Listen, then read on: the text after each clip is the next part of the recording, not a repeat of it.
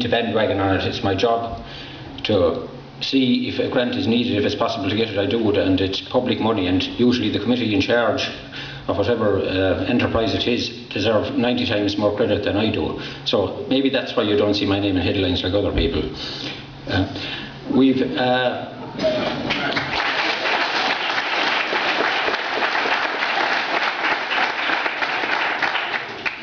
I'm sort of a reluctant candidate, but I was one of those people who was in contact with David McWilliams and others.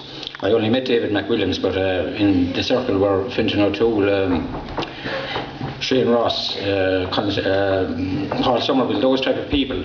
We had hoped to form a group called Democracy Now, but between one thing and another, the election was called a bit quick. So some people pulled out, but more of us kept going, and we formed a group called New Vision. New Vision has 4 main points. We're an alliance of independents. Except for the 4 main points, we can campaign or vote any way we like. And the 4 points are, the main one being the separation of bank debt from national debt or state debt.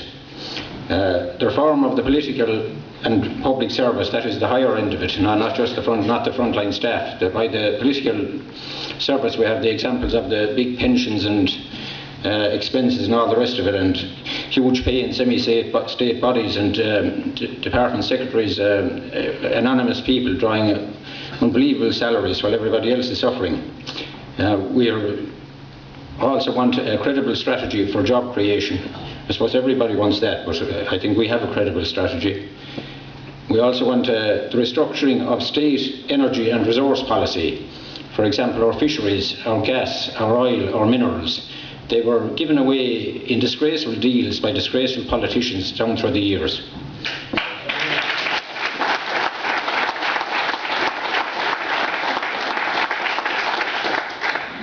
Our main policy, because it's the most urgent, is that we refuse to pay the gambling debts of foreign banks.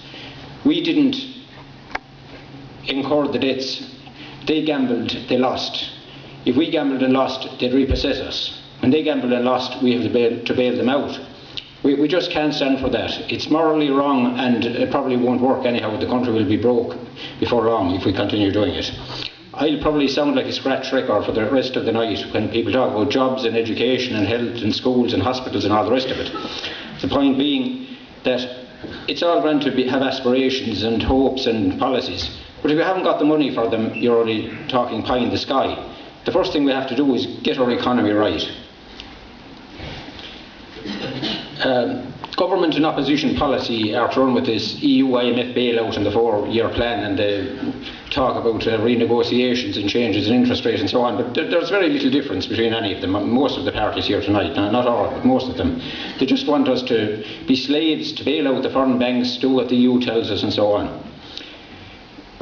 I am standing for the alternative policy which took place in Iceland and which is recommended by various eminent economists. In Ireland we have people I mentioned already like David McWilliams and Konstantin Gurdjieff and so on, but even outside of Ireland we have people like Joseph Stiglitz, the Nobel Prize winner, George Soros, who is an expert economist, speculator, but he knows what he's talking about, Paul Krugman, people like that. I'm representing that point of view. I have a degree in economics from about 40 years ago, which I forget most of at this stage, but at least I'm able to follow what they're talking about. Just to finish, as I said, our main point is that the plan can't work. It's based on growth of 2.7%. You can't have growth of 2.7% while public spending is being cut and the banks haven't money and won't lend. So there's a double squeeze. The government takes more tax off you to give to the banks, and the banks won't lend to you to start your business. So that's my main policy. Thank you.